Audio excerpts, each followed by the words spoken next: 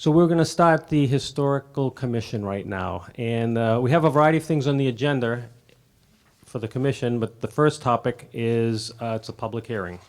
So this is the biggest public hearing the commission has had since I've been on the board for about 8 years. Usually it's about 3 or 4 people. So this is we're setting a precedent here.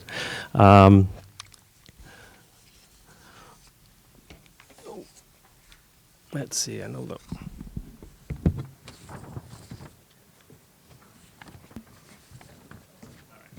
I think the first thing I need to do is explain how this process works. The demolition delay bylaw, that's a bylaw that's been written in town. It's been on the books for quite some time. And what happens is if a building is older than 100 years, the Historical Commission gets involved with the demolition permit. The permit is not given out until the Historical Commission has reviewed the property. So what we've done since then is we've done a lot of homework on what information regarding the White Cliffs. And what we do is we have to review the building's information and determine if it's significant. It can either be significant because of its architecture, or it can be significant because of some historical attributes that it has for the town.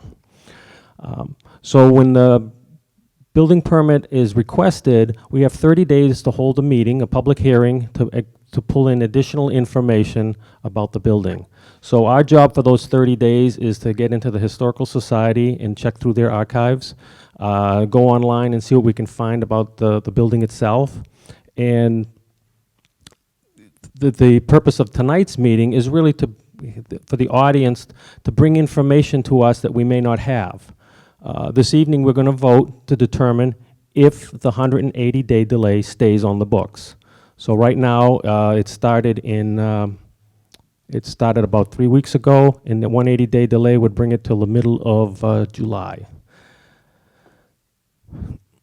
So again, the purpose of this meeting is to obtain additional information about White Cliffs. The material we already have on hand is certainly the posters. I brought the posters in because that's a big piece of an overview of the history of the building. We have a lot more in regards to Daniel Wesson. I don't know if anybody's had a chance, but there's a small book out on the history of the Smith & Wesson. There's actually several books. This is a picture book, and it talks about Daniel Wesson, his business. It doesn't talk so much about his life in Northborough, but it's why he had all that money to buy that property in Northborough. So what I'd like to do at this point is open it up for additional information on White Cliff. So you essentially have the floor, and we're looking for more information.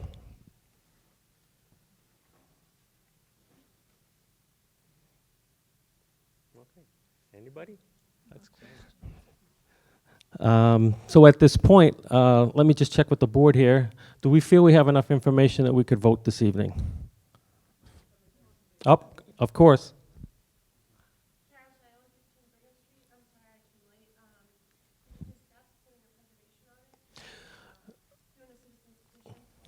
No, the first thing on the agenda is to address the 180-day delay, and that's where we are right now. And after that, we'll talk about the other options, but we have to address this first. Okay, so would someone like to make a motion? May I just ask, does anyone not think the building is historically significant? Good question. So I guess, how do you want to phrase the motion? Show the I move that the Historical Commission determine that White Cliffs 176 Main Street is historically significant, and that the 180-day delay on the demolition permit remain in place. All in favor? Aye. Okay. So, thank you. We never get a round of applause. So that was the first part of the meeting, and really that's all we needed to do for tonight. It's ready until January. The delay is delayed until the middle of July. But we also thought we would take an opportunity to explain to you what's been going on for the commission and some other opportunities in the town. So what I needed was a glass of water. I have an assistant. Thank you. um,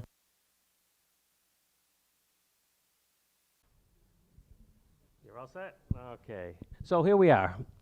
These are the different preservation options. There's the National Register of Historic Places, which most people are aware of. First thing is that requires the owner to okay it. That's an important part here, is the owners have to buy in. It's primarily a prestigious award. It has very limited preservation restriction on it. There's some restrictions if there's a federal project or a state project that might interrupt the property, but it's primarily for prestige. The Historical Commission, we are not pursuing this option at the time. The second one is a preservation restriction. This also requires the okay by the owner. The owner decides what to place on the restriction. It can include interior features, exterior features. It can also include landscaping. It can be very specific. It could be, I want this fireplace restricted. I don't want this other one restricted. The owner has complete control over that decisions because it is their property. It's the best preservation method there is. There is one property in town on Bartlett Street that has a preservation restriction on it. It's also a very expensive proposition. The legal fees are on the order of $5,000. Because the preservation restriction is in perpetuity, is that right? Perpetuity, thank you. You have to pay someone who will monitor the property in perpetuity. So that's about 20 grand. So those are people like Preservation Worcester and the like. That's part of the price. The biggest part of the price is there's a loss in the property value when you put a preservation restriction on a home. The restricting what you can do with the property. There may be other opportunities of what you can do with the property, and you have professionals come in and they calculate out the value of the property with a restriction and the value of the property without the restriction. We estimated White Cliffs is on the order of probably $400,000 to $600,000. If you look at what's going on in Southborough right now with that old mansion, they're requesting the town for $750,000, for $750,000 to put a preservation restriction on that mansion in Southborough. The way to reduce the expenses on the homeowner is a couple of ways. One is they can try to apply using Town Community Preservation Act funds, and that could be made available, and that's what Southborough is trying to do. The only way that passes is at town vote.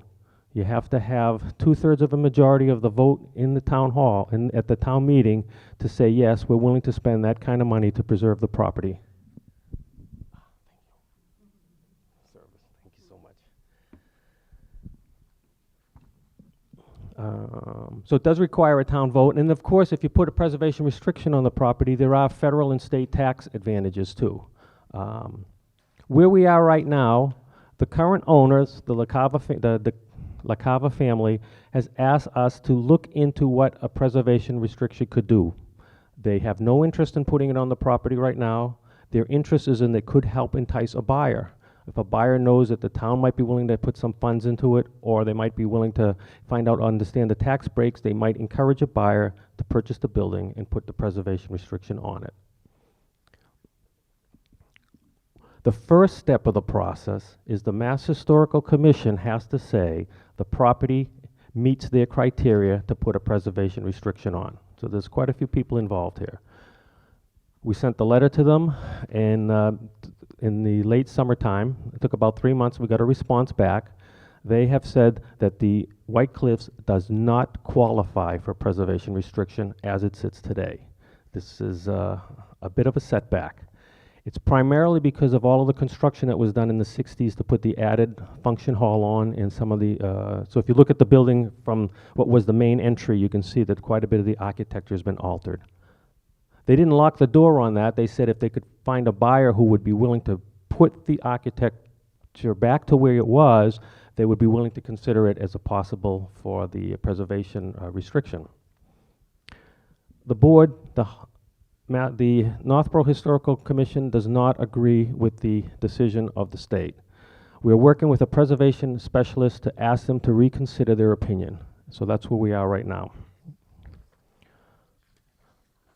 The third part, and another option, is a local historic district.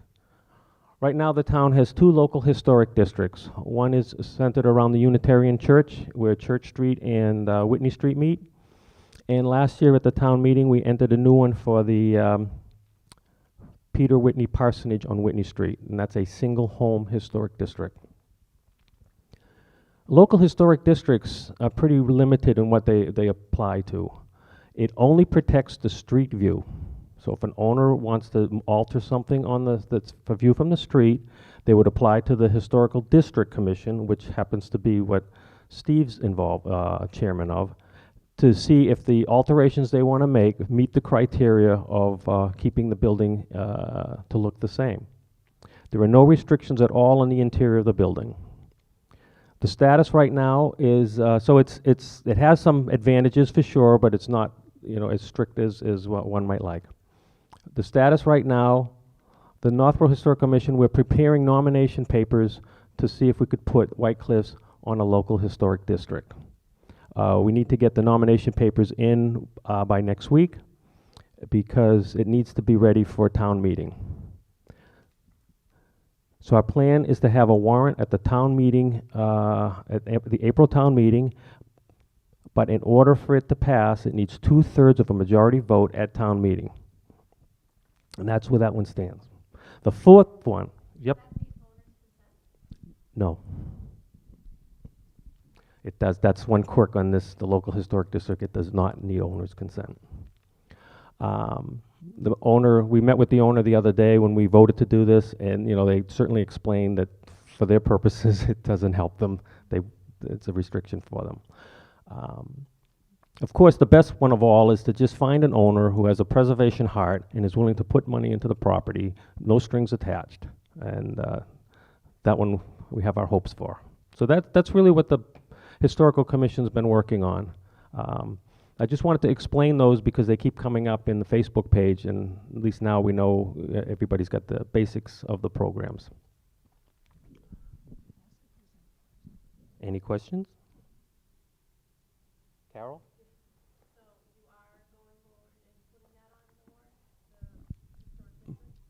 That's our plan. We need to get the paperwork in by middle of next week so we can meet all the time frames that requires.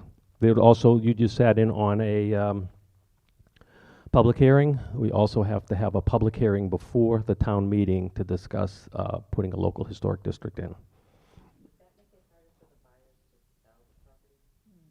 It could. Right now, it looks like it would be the week before town meeting. We can't do it until we get all the responses back from the state.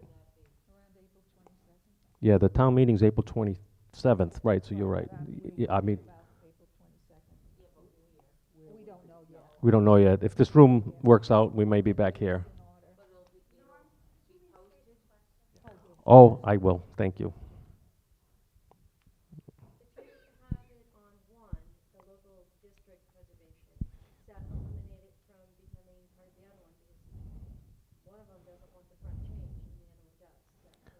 You can a property could have a the question is, can a property have multiple designations like a local historic district and the preservation restriction? The answer is yes.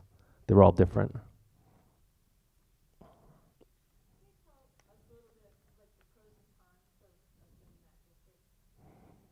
The pros and cons of doing this district? Well, I think we're looking at it more as a means of having more time to find the right buyer. In the end, if you don't have the right buyer, none of these really work. The pro is if you're just walking down Main Street, it'll look the same.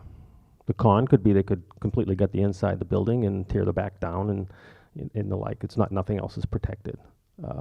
But maybe it's an option to having nothing. Don't forget, we have the framework of only 180 days. Yeah. We're working on a timeline, even though all this discussion is going on. By mid-July, who knows?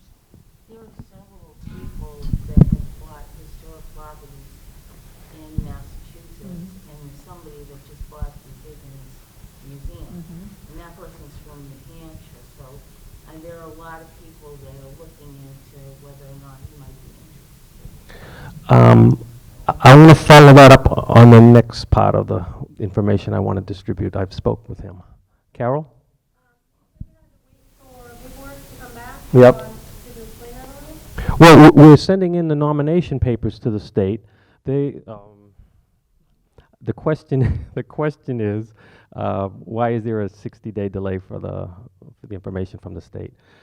We send in the information to the state. They review it, and they make recommendations with it. The way the bylaw is written, there's a 60-day waiting period. We can't do anything for 60 days until we get their information back, and plus another one of these public hearings for that. So that's the historic district. That's correct.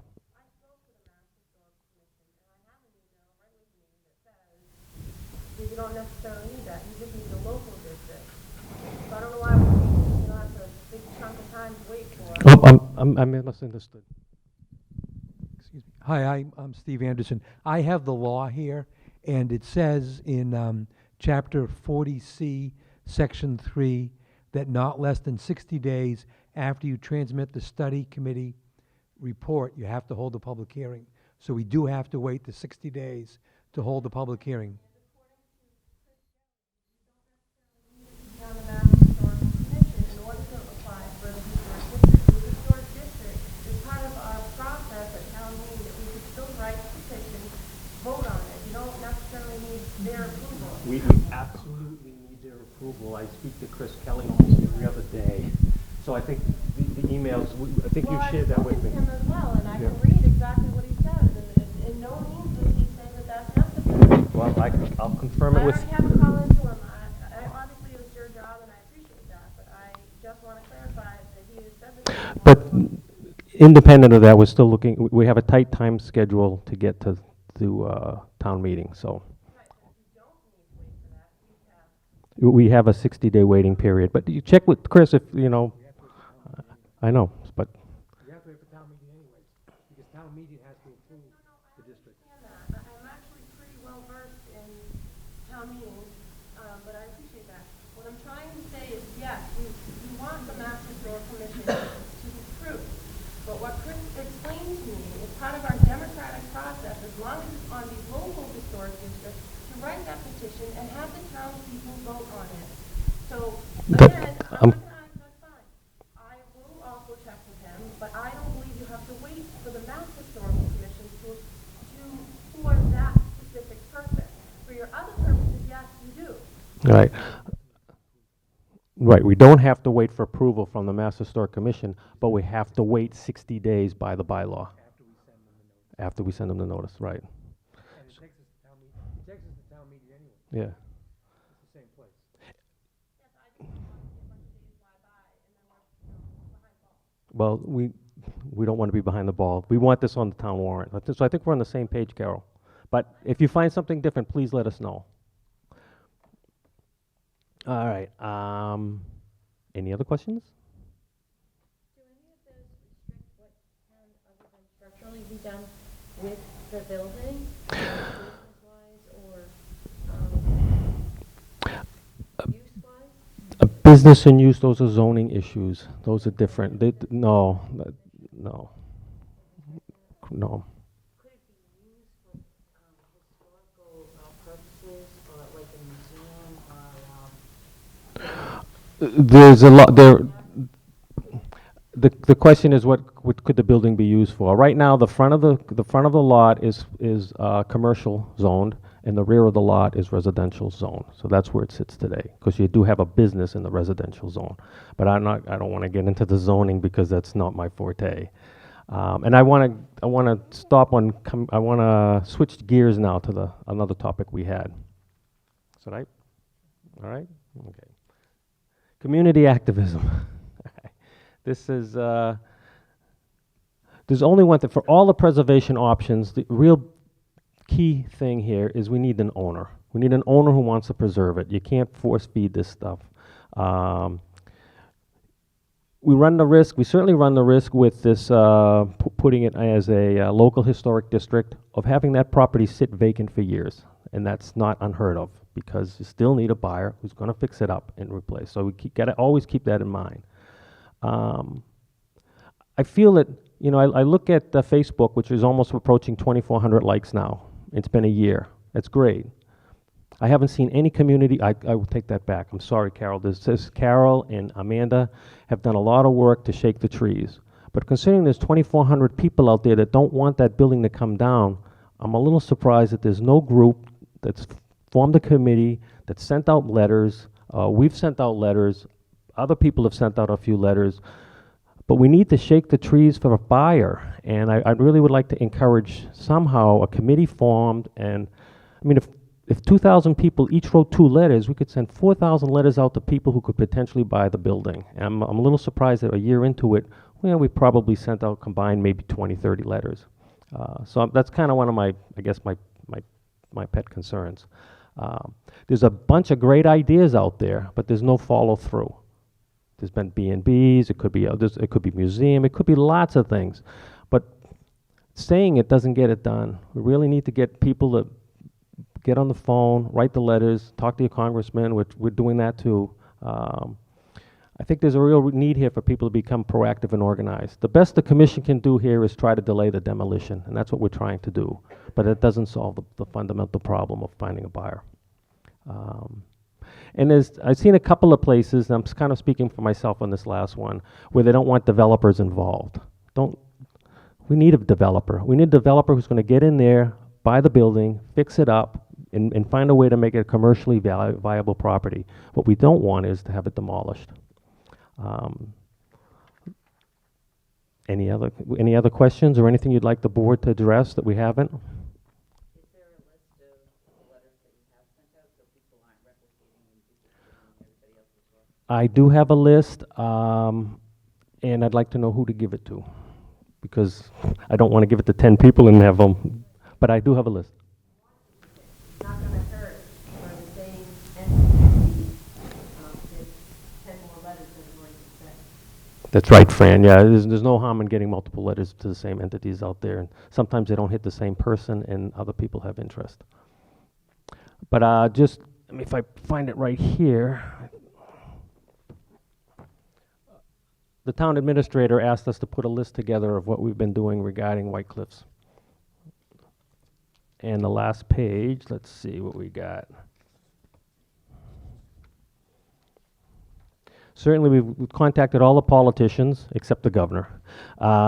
We've done some general marketing. We've looked at New England Home Magazine, This Old House, Boston Magazine, Architectural Digest.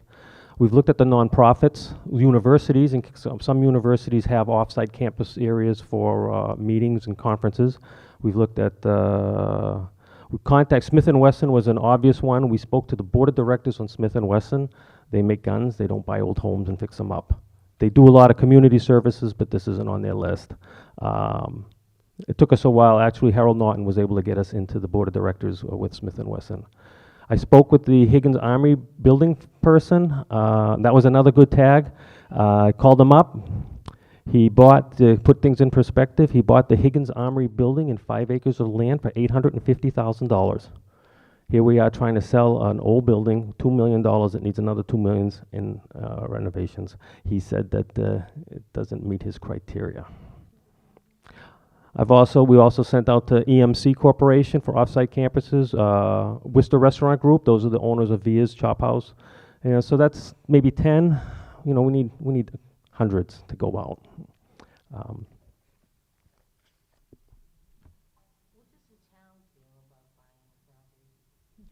I think that goes under this, well, first of all, the town doesn't buy the property.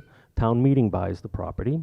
So the only thing that has to be done, if that's a viable idea, somebody has to make it viable, convince the town that that's something to do.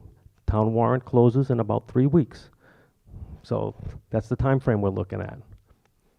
Carol? Hi, I see there's the administrator, select men and women. How are they feeling? Because I have not gotten a 35, and it would be nice if they are backing up and this, awesome property. Does anyone want to speak to that? So Carol would like a comment from town administration. Jeff? You want the mic?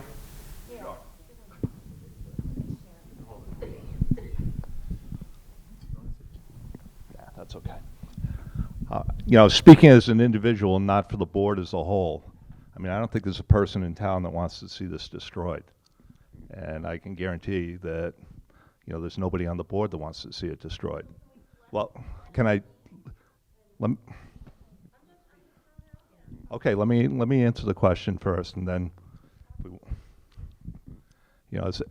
as I was saying, I don't think anybody on the board wants to see this destroyed. But, the reality of the situation is, number one, for the town to buy it, we'd have to have a purpose for it. And right now, we don't have one. I mean, this building needs an awful lot of work. There's a reason that it's been so hard, for the owners to market it. For the exact same reasons, I think that, the town's not jumping at the opportunity to buy it. But I do think, and, I'll let everyone else speak, on their behalf, that, nobody wants to see this destroyed. I can tell you, I had my wedding reception there. I don't want to see it destroyed. But, there are, fiscal realities to it, and the realities of, what would we do with it? So.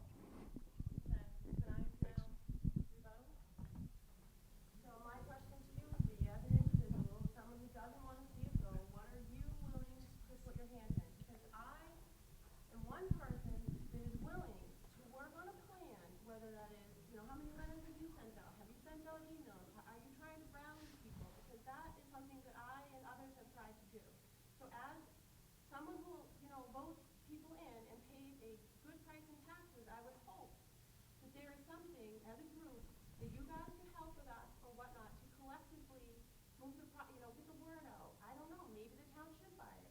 That was not my intention originally. Not to get into a full-blown debate. Yeah, that's not the purpose tonight. The methodology for the town is through the historical committee. That's what their charter is to work on this. They're more, just to, as again, not to try and get into a full-blown debate here, but the avenue for us as selectmen, as a town administrator for this type of thing, it's why we have a historical committee. We go through them. They're the experts on this. Thanks. I'm Kathleen Polanowitz. I live in town, and I also work for Congressman McGovern. And Norm has reached out to our office. Our office has been in touch with the Mass Historical Commission, Preservation Massachusetts, Preservation Worcester, as well as a couple of developers. So I've been sending out packets about the White Cliffs to historic preservation developers to see if there's an alternative use to the property. So I think Norm's point is exactly right. I think there are a lot of people that really care about it, but it needs to be a very focused effort. So if there are people that want to form a committee, there should probably be someone from the Board of Selectmen if they're interested, someone from the Community Preservation Committee, someone from Historical Commission, Historical Committee, so that there are people that have expertise, and residents obviously as well. But in the towns that the congressman represents, we've worked on issues like this before. There's a mill in Athol that we've been working with, and there's a committee there. And that mill discovered through outreach similar to what you're describing, a historical developer that's coming from North Carolina. I shared the White Cliff information with that developer as well, but it takes a committee because a lot of times these folks want to qualify for historic tax credits, which you have to prove community support for your project. So it would make sense, Norm, maybe you could come up with a list of people that you think would be helpful from a historic perspective and take this sort of offline from away from the public meetings, someone from economic development that can sit down and really strategize in the short term. And then if it doesn't work, we've done everything we can. But everyone has a little bit different expertise, and we should bring it all to the table instead of everyone trying to work in their own little realm on their own. Thank you, Kathleen. Yes. Yeah, so if the Hi, my name's Martha Long, and I live here in town. in a historic home. I spent 8 years renovating. So when the board asks a question of us saying, what can we do to help? I think one of the perceptions out there is how difficult it is to get through town committees. And so if there can be a dialogue about you won't meet with this committee and then 8 months later you get a meeting with this committee and 6 months later, I think one of the hurdles that certain people that are having dialogues is getting through our town bureaucracy. So for me, if this is the point that the town is saying you represent the town, that would be what I would say is something that needs to be bridged for someone to come to the table and have a serious conversation.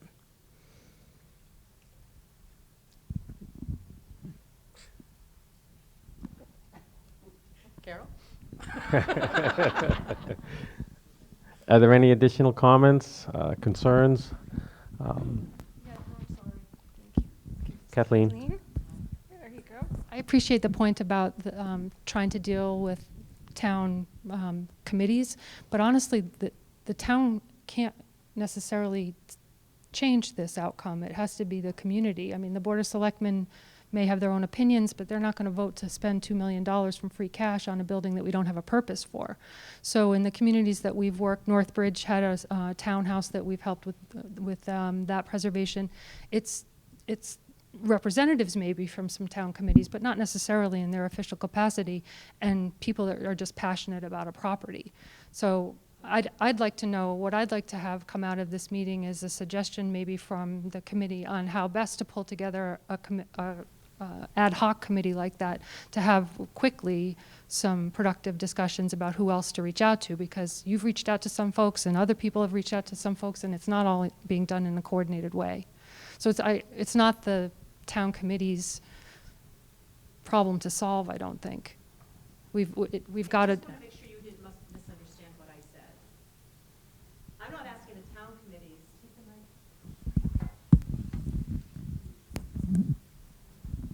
I'm not asking that the town committees own this or come up with the monies. I'm saying that for people who've done projects in town, there is a historical pattern of road blocking on permitting.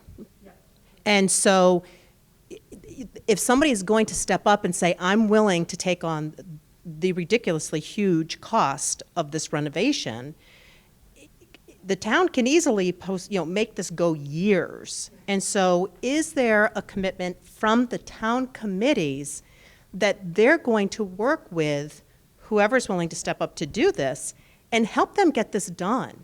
Because it's definitely out there in the public mind that this is going to be, there's the money and there's the politics. And the politics is perceived as the biggest hurdle. I can testify to that. We tried to build a house, and it took us a year and a half to get the permits for everything, because everything was held up by one committee after another, and we had to keep going back and back and back. We didn't know what was going on. We were really freaked out by this. We just kept getting If I could, I'd like to stay on White Cliffs. Yeah, and I don't think, yeah. So, Norm, if I could just to the point, Yep. permits are a part of the process, and they're not meant to be barriers. They're not meant to be difficult. It's part of the process. And let's be clear, there is a permitting process that is actually purposely delaying somebody's right to demolish their home. But that's a permit that we're happy to stall. So, I mean, let's be fair. I mean, it's a process. And, there are bumps in every road. Thanks, Fran. So I think, Kathleen, you make a valid point. There should be some kind of an ad hoc committee to see if we can pull this together and get an organized way of getting the information out and inquiries out. We've got to get our head around getting this documentation in the next week. So we're kind of tied up with that right now. Our next committee meeting will maybe we might be able to have another committee meeting. We usually have them once a month. Maybe in this case, we squeeze another one in and see if we can get something going. We'll figure out what works for that, and then try to invite the people to get something done. I think that's what we need to do. All right, at this point,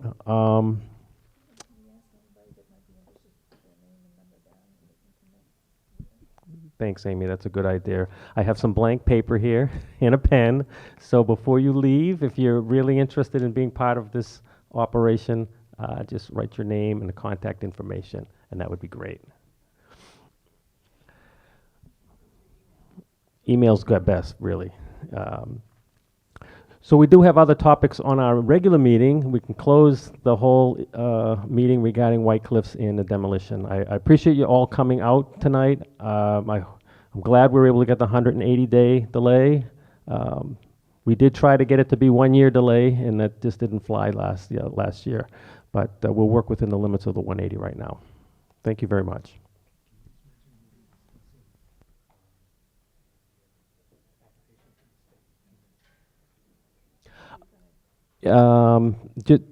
Stevie just reminded me, one of the reasons we're going to meet is we've got a draft of the application for the nominating the White Cliffs that we're working on, and that one of the reasons we're meeting here is to start to fine tune it so we can get it out of here next Wednesday. So if you want to stay and see what we're doing, you're welcome to do that. Thanks.